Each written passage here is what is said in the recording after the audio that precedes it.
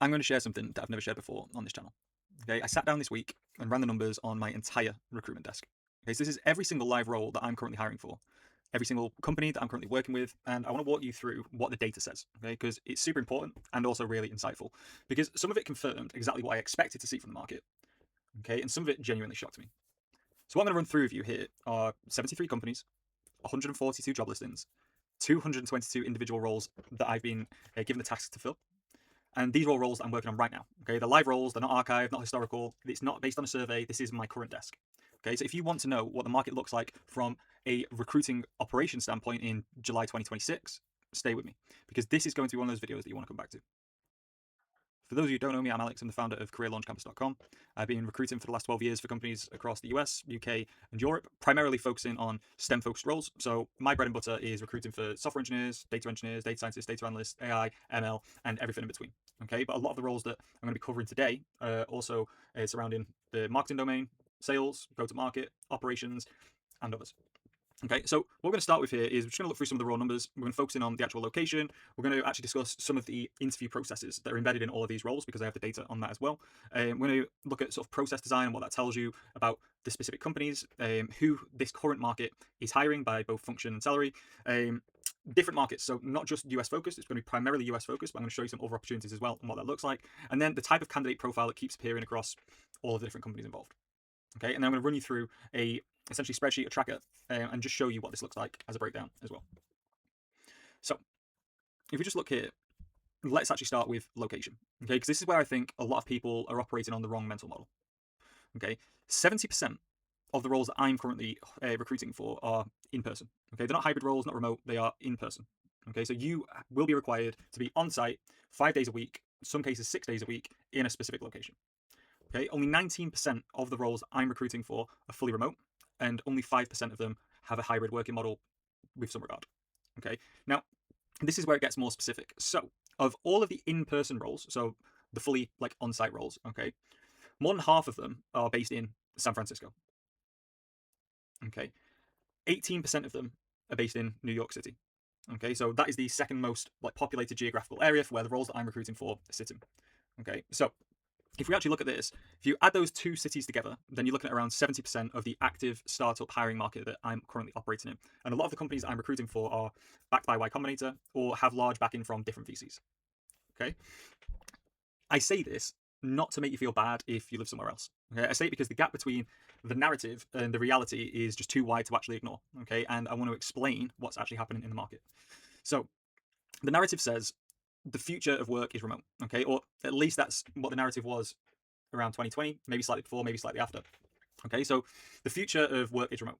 Okay, companies are distributed, location doesn't really matter anymore. Okay, but the reality based on the data, and the reason I wanted to make this now is because these patterns are essentially consistent to what I've been working with over the last 18 months. Okay, and I just thought that now was a really good time to present this, as there is a lot of conversation in the media, in the news, in different forums, on LinkedIn, and including people reaching out to me on LinkedIn to ask me what my thoughts are of the market. I just thought this would be quite appropriate to actually discuss now.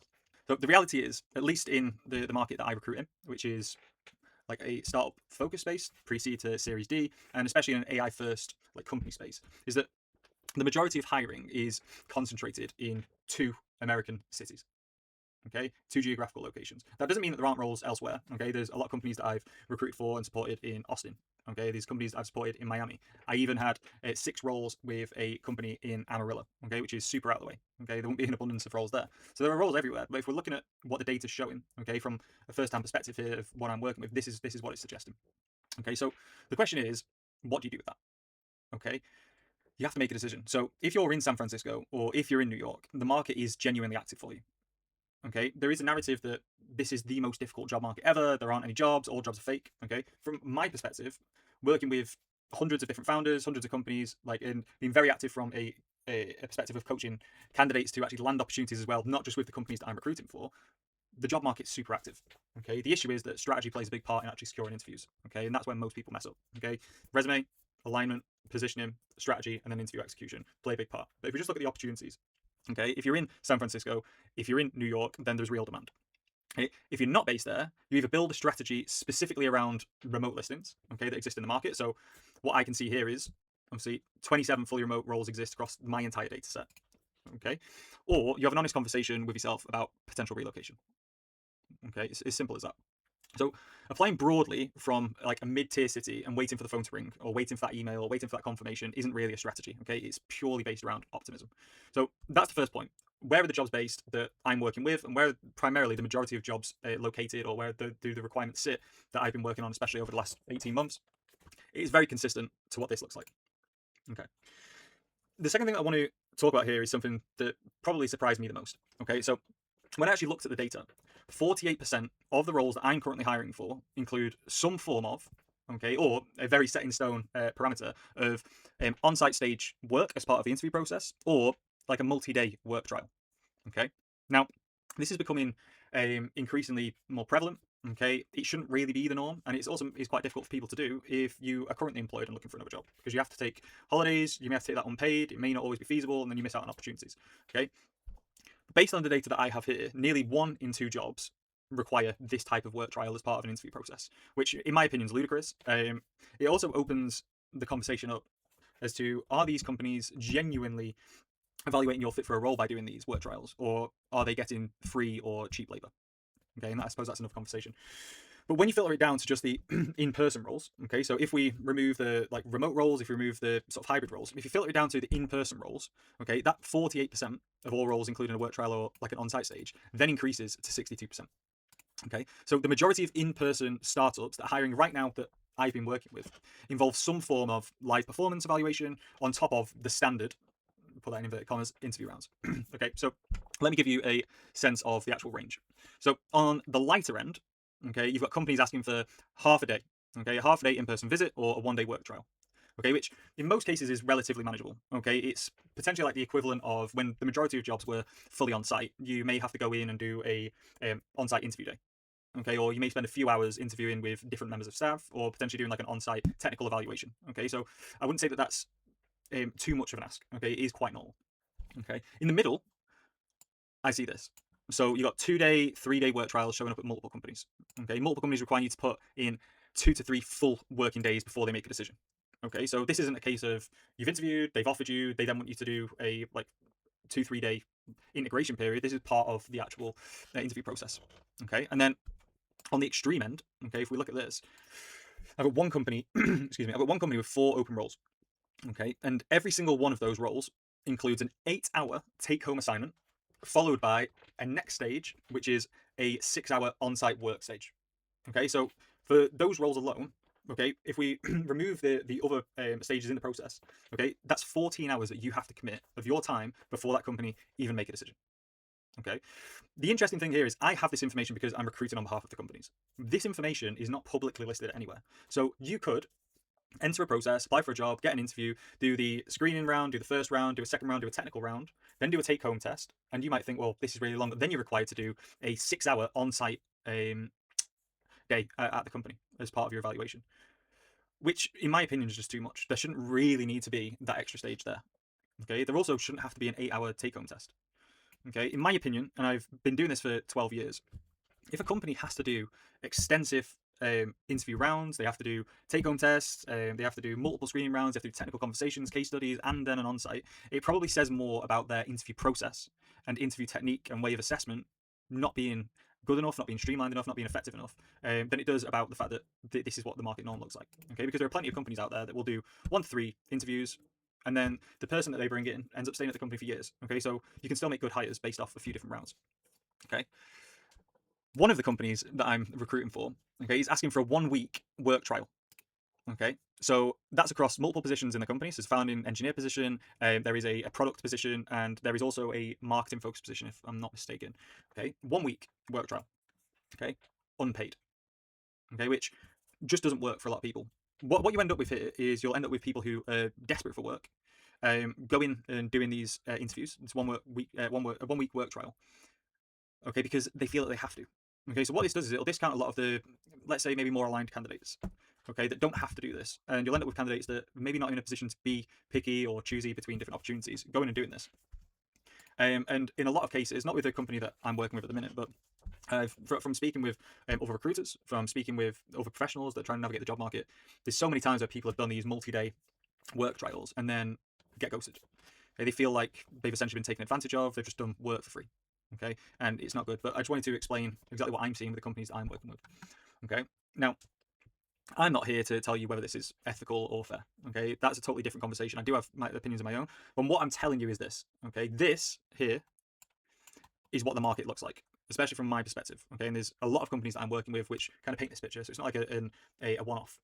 Okay, this is potentially something that you will encounter in the market right now. Okay, as of July 2026, this is something that you may encounter. So don't be surprised if companies try to pitch this to you, try and get you to do this. Okay, the important thing to do here is if you're somebody that is not necessarily happy but willing to go ahead with this type of process, is you need to be prepared. Okay, the candidates who don't prepare for the work trial as its own distinct category of like kind of performance evaluation are the ones who don't get the offer. Okay, you can nail the conversations, you can nail a technical or case study interview, and then you get to the final stage, and then they treat it like a formality. Okay, but it's not. It is a trial at the company. And if you're an active job seeker right now, you need to know, what does outstanding output look like for somebody in a 2-day compressed format. Okay, because you're probably going to need to demonstrate it. Okay, that's a video for another time, but it's something that you really need to consider. Okay. But generally, as a breakdown, what I'm finding is some of these are paid, most are not. You've got to treat it like its own category, and then candidates who underestimate it usually won't get the offer, which is crushing at this point because you may have already invested 5, 10, 15 plus hours in an interview process. Okay? So, the other thing that I want to talk through is the average number of interview stages across all of the roles in my data set is around 4.43. Okay, so over 4 stages. Okay, let me give you a breakdown of what that distribution looks like. So 14% of roles have 3 stages. Okay, these tend to be earlier stage founders who move fast, trust their gut, and it moves relatively quickly. And this is exactly what you want. Okay, the founders that are taking weeks, if not months in some cases, evaluating candidates are usually ones that aren't confident with the profile that they're actually looking to seek in the market, rather than being unsure about you as an individual candidate. Okay, usually there'll be a pattern. They'll interview 10s, 20, 30, 40 people, and they'll always have a reason not to hire. Like, oh, well, let's see and wait what we get in next week. Let's see if there's another candidate that comes in that's better. You don't want that. You want founders that move quickly. Okay. 42% have 4 stages. Okay, so that's the biggest bucket that I personally got, and that's what the data's looked like really over the last 18 months. Okay, the standard startup process in 2026 is 4 rounds. Okay, and that's involving you. When you actually look at the process that a lot of companies operate in, it's more than 4. Okay, because there'll be kind of receiving the application, there'll be application review, then there might be a recruiter screening call, then there'll be an internal review and communication stage, and then you've got to go after the entire interview process, which is review stage, offer stage, and everything else involved. Okay, but publicly involving you as a candidate, this is the biggest bucket. Okay, 4 rounds. 35% have 5 stages, which is over a third of the roles, and 9% have 6 or more stages. Okay, so that in my data set includes 2 roles, okay, which you see here. 2 roles sitting at 8 stages. Okay, but when you look at the stages internally at those companies, it actually extends to 12 to 15 stages. Okay, which is why it can take a long time between stages for you to go from, let's say, first to second, or second to third, because there's actually internal stages sandwiched in between. Okay, the implications here aren't just logistical. Okay, they are psychological for you. Okay, and when you're going through a 5-stage process, for example, you're performing across 5 separate interactions. Okay, 5 chances to be consistent, 5 chances to build on what you said in the previous round, okay, and 5 chances for fatigue to creep in and cause you to kind of phone in, okay, give up in round 4 because you're exhausted from round 1, 2, and 3. Okay, and weirdly enough, from conversations that I've had with founders, and also at the opposite end, when I've recruited for companies that have offices and locations in multiple countries, they've got thousands of people working under the brand, this is something that they from my experience with speaking to people, this is something that a lot of hiring teams or companies do on purpose. They'll put extra rounds in there to see who's genuinely committed to interviewing for the company, which may be right, may be wrong. I'm not one to judge. Each company has their own way to work, but it's not necessarily a fair way to do it if it's purely to try and break people. Okay, so I see this happen regularly. Okay, a candidate sharp, specific, high energy in rounds 1 and 2. Okay, by round 4, they're just repeating themselves. Okay, they're not building on what they've said. The hiring manager picks up a loss of momentum. They get bored. Everything ends. Okay, being able to sustain your performance across a longer process is a skill. Okay, it's one that most people don't consistently train for. It's what people don't prepare for. It's what people don't practice. A lot of people don't want to do it. Okay, I've been in that boat. I wouldn't want to be interviewing across, let's say, 10 different companies, and every single one of them has 6 to 10 interviews. Okay, it's draining. It's more than a full-time job in a lot of cases, especially if you're already working, you have family, have other commitments. It can be really tough. Okay, but in a market where the average process is 4.5 stages, there and thereabouts, okay, it's worth thinking about. Okay, if you're only interested in interviewing for companies that have a 1 or 2 stage process, it's not really anything that I've seen over the last 18 months. Okay? It's very rare to see it, from my perspective, see something like that if it's not a contract role. Okay, contract roles will move a lot quicker because it's a lot easier to get rid of you. Okay, for permanent roles, I've not really seen anything below 3 stages. Okay, recently. Okay, so in terms of what the process tells you about the company, so here's a reframe that I want to give you before we kind of move on to the process data. Okay, most candidates read the interview structure as something to get through. Okay, how many rounds? What's the format? How do I hear back? And that's the frame. Okay, and it's just the wrong one. Okay, the way a company designs its hiring process tells you a lot about what it's actually like to work there. Okay, before you spoke to a single person, the structure is already showing you things. Okay, you just have to be paying attention.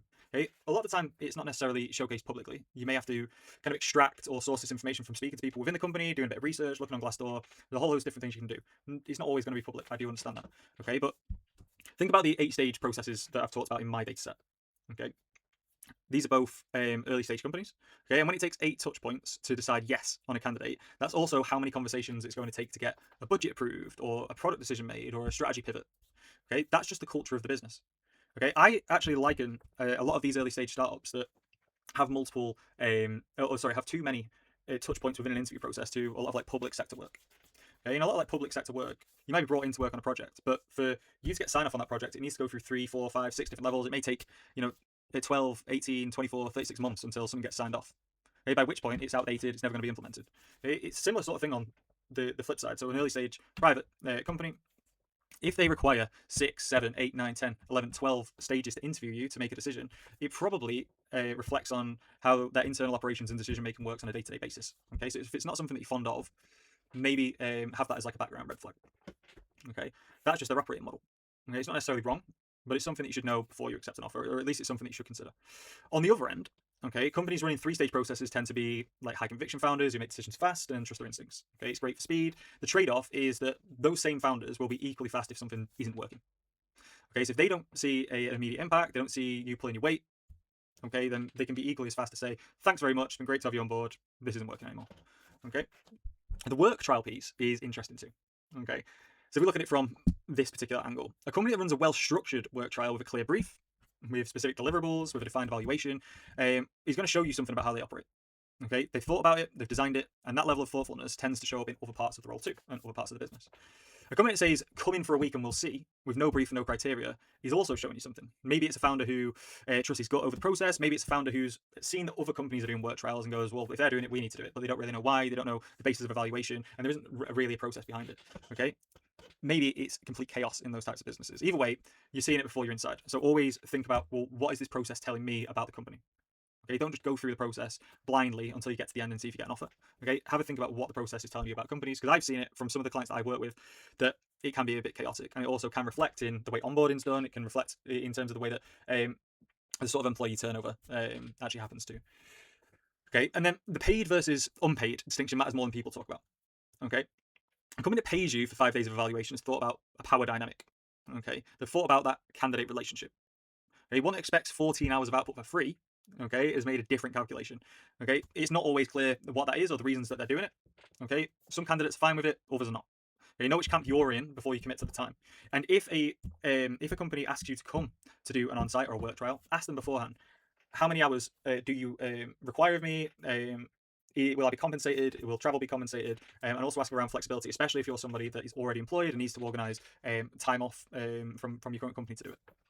Okay. The point is this: use the process as intelligence. Okay, it's not just a case of hitting check marks until you get an offer. Okay, you're not just deciding whether you want to go through it; you're deciding whether you want to walk into the company long term as well. Okay, one tip that I'll give you with this, and it's something that I've told my clients to be aware of, especially when I'm putting people forward for jobs, is that I always ask people at the end of a first round interview to ask what they should expect from this interview process, so that they can understand, okay, well, I know now that there's only 2 more stages, or I know that there's 4 more stages, or I know that there's going to be a 3-day work trial involved, and that way you can avoid wasting your time if that's something that you don't want to do. Super important. Okay, so based on the information I have, who's the market actually for? Okay, what I want to do here is talk about function, because not everyone's competing in the same pool. Okay, technical and engineering roles make up 58% of the listings I have, okay, and 64% of the total headcount. Okay, if you're an engineer, particularly if you're strong in applied AI, full stack engineering, infrastructure, then the demand in this space is real. Okay, the roles are there in abundance. Okay, the competition's high, but the volume of the roles is high too. Okay, outside of technical, the most active non-engineering segment that I'm coming across is sales and go-to-market. Okay, 21 listings and a 26 headcount to fill from my side. Okay, account executives, business development, founding, go-to-management hires. These roles tend to show up at companies that have proven the product works and now need to build revenue. Okay, if you're a strong closer or an early-stage commercial operator, then it's not a dead market for you. There are opportunities out there. Okay, Ops and strategy is the next bucket. So chief of staff roles, strategic project leads, forward deployed engineers. These are generalist roles, requiring both operational execution and commercial awareness. Okay? Multiple companies in my data set are hiring for this role right now. Okay, what I'm going to do is I'm going to come back to this. I'm just going to show you what this actually looks like. So let me just come in here and zoom out. Okay, so what you can see here, I've just blocked out some of the company names just to protect my clients, but these are all of the roles: the employment type, primary location, salary ranges, number of open roles, number of interview stages, do they require on-site or like work trial stage, and what does that work trial look like. So as you can see here, we've got a lot of the ones that require work trials are the ones that have more than 4 stages. Okay, but you can also see that the requirement for a work trial is usually reflected with a larger salary as well. Okay, so not in all cases, but in a lot of cases. Okay, so you can see here, does it include a work trial? Yes, up to 400k. Does it include a work trial? Yes, 450k. But there are also ones that are on the lower end. Okay, 5-day paid work trial for 100k. Okay, we've got other ones here. If we look at this, 3 stages, no work trial, and then paying up to 200k. Okay, so I just want to show you this. This is some of the data that I just pulled just so I can show you what it looks like across all of the different roles. Okay, the other interesting thing here is that a lot of the ones that are in person, okay, that say that they are like fully on-site roles, do have disclaimers when I'm speaking to the hiring teams that they would want people on site for 6 months at least, and then they're happy for them to move remote, which says a lot about the early stage operations and ways of working at the company. Maybe they're not comfortable with people to start fully remote. Maybe there's a trust issue there. I'm not fully sure, but I just wanted to show you that. Okay, let's zoom back in here. Okay, so in terms of overall, so what we've got here, marketing and growth, okay, is smaller at the minute, okay, but it's still active. I've had a lot of marketing and growth related roles over the last 18 months, okay, but for people who are first hire marketing profiles, for people that are growth operators, it's great. Not necessarily that big for like brand managers, okay. If we look at the actual salaries, okay, so this is quite interesting, and it's something that people always want to know. So the average salary across the roles that I'm working on at the minute, the midpoint across US roles is $163,000. Okay, the median is 167.5. Okay, but the range is enormous. Okay, so on the low end in my data set, we've got around 60k, and the high end is around 450,000. Okay, these are for like member of technical staff at AI research companies in San Francisco. Okay, one thing that I want you to take note from the salary data, okay, here is a lot of these wide ranges are deliberate. Okay, when a company posts 120k or 100k to 300k, they haven't made a mistake. Okay, they're leaving the door open. They're wanting to see who walks through.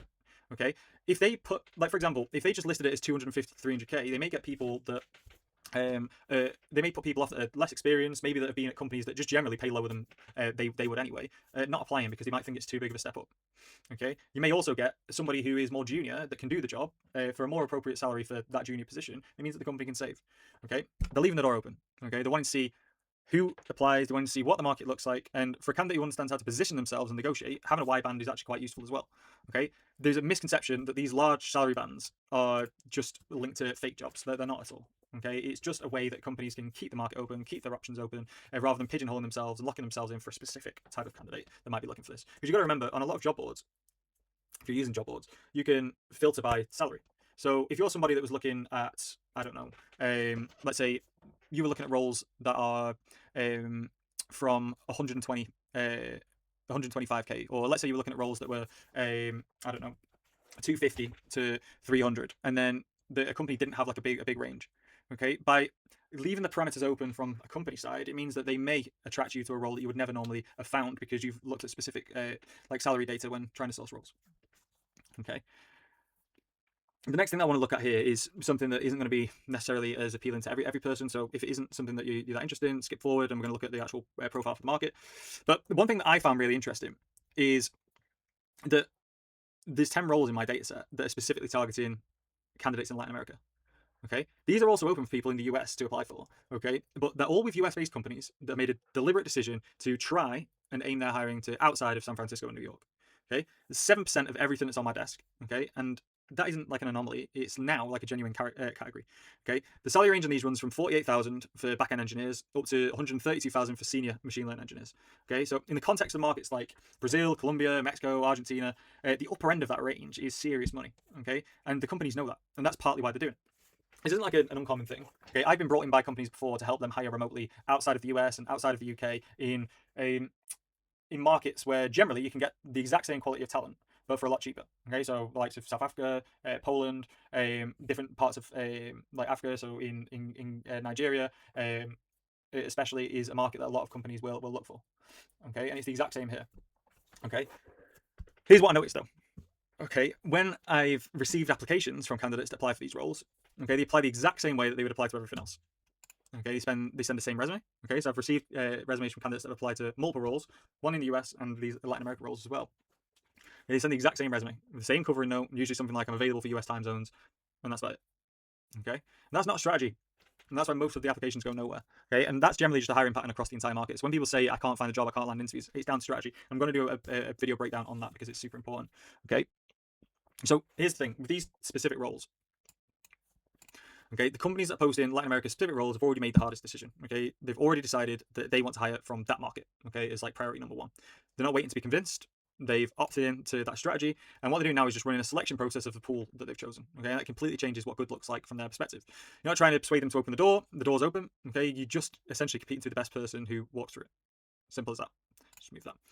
Okay, so what does that look like? It looks like just demonstrating that you're ready to operate in US rhythms. Okay, so generally, these will be roles where you may have to work over different time zones. The exact same when a US company hires in Europe, you may be asked to adjust the time zone that you're working in to comply with US hours, wherever that may be.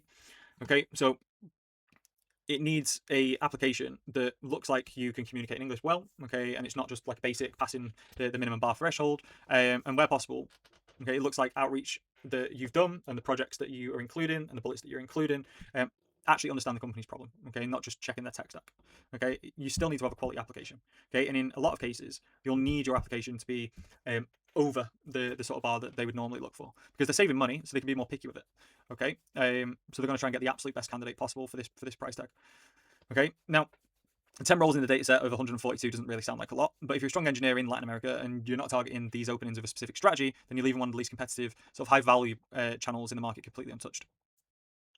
Okay, now, a lot of information I've gone through there, but I just want to close on something that I've noticed that you can only really see when you're looking at over 100 different job opportunities at the same time.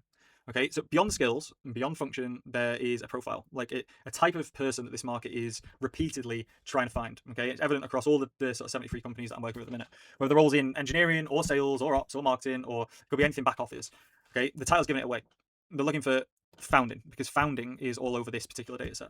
Founding engineer, founding go-to-market, founding account executive, founding machine learning researcher, founding strategic project lead. The word's doing the real work, okay? It's not just a label for being early, okay? It's describing a capability set. A founding hire is expected to build something that doesn't exist yet, okay? There's no process to follow, there's no playbook to inherit, no senior colleague or someone that you can lean on and say, how do we do this? What are we doing today? What are we doing tomorrow? The expectation is that you arrive, assess what matters, prioritize it without being told what to prioritize, and then execute it, essentially without the scaffolding in place, okay? The work trial, by the way, makes complete sense in this context. Okay, it's not wouldn't be like my number one thing to want to be doing if I'm job searching, but it does make sense. It's not just an assessment of your technical skills. Okay, it's an assessment of what you do when nobody tells you what to do. Okay, what can you do autonomously? Okay, and that's what a founding hire needs to be able to demonstrate. Now, this profile is not just for engineers. Okay, the ops and go-to-market hires that these companies want are the same profile, just applied to a different domain. Okay, chief of staff is not an executive assistant with a better title. These are catch-all leadership roles for people who can run a process, close a deal, and write a strategy memo in the same week. Okay, and then figure out what the next problem is without being asked. Okay, what this means for how you present yourself is really important. So if your resume reads as a list of responsibilities you held at like X, Y, or Z company, then you're not communicating this type of candidate profile in the way that the companies are wanting. The market's not going to read like into what you're trying to say. You have to make it explicit. You have to spoon feed them the information. What did you build that wasn't there before you arrived? What did you own end to end, essentially, without somebody managing you through? And what did you figure out without being told how to? Okay, and those are the answers that the majority of the 70 plus companies that I'm hiring for are trying to answer. Okay, your job is to answer it before they ask. Okay, so let me just pull this all together. So there is not, okay, I repeat, there is not a frozen market. Okay, let me just come back up here. It's not a frozen market. 222 live roles, 73 companies shows that there's genuine demand, and that's just companies that I'm recruiting for. Okay, think about all the other thousands of recruiters out there. Okay, and all of the opportunities that are not being overseen by recruiters. Okay, it's a more demanding market than it was, in my opinion, anyway, 12 months ago. Okay, so it's more in-demand market, but it's also a more demanding market. Okay, there are longer processes. Okay, work trials as a standard practice is seemingly becoming the normal, especially across a lot of early stage startups. Geographical concentration, by the way, is getting serious. Okay, there are less roles that I'm seeing that are fully remote. There are less roles that I'm seeing as well that are remote, where you can be based anywhere. Okay, there are a lot of companies I've seen that are hiring for remote talent in New York, but you have to be located in New York, which is something I'm seeing increasingly more often. Okay, candidates that are navigating this well are the ones who've done the honest analysis of the market beforehand. Okay, they know realistically where they can compete. They built a strategy around the channels that exist, not the ones that they wish existed. Okay, they're approaching and targeting companies that will actually have a requirement for somebody like them, where they can provide real value, rather than a company that sounds exciting or sounds nice. Okay, and where they've actually prepared for the process, not just the tell me about yourself question and preparing some starter stories, but preparing for a full process. Okay, I know this was a long breakdown. If you did find this useful, I'm going to kind of link a lot of the things below, okay, in the description. I've actually pieced together a full article on this as well on my Substack, so take a look there if you want. And if you want to go deeper on how to actually position yourself in the current market, I'll link that below too, because part and parcel of what I do is work with job seekers to help them navigate the market. I have an accelerator that I run, which you're more than welcome to come and join. If you have any questions, let me know. I'll leave my LinkedIn profile below in the description as well, so if you want to reach out and ask me anything, feel free to do so.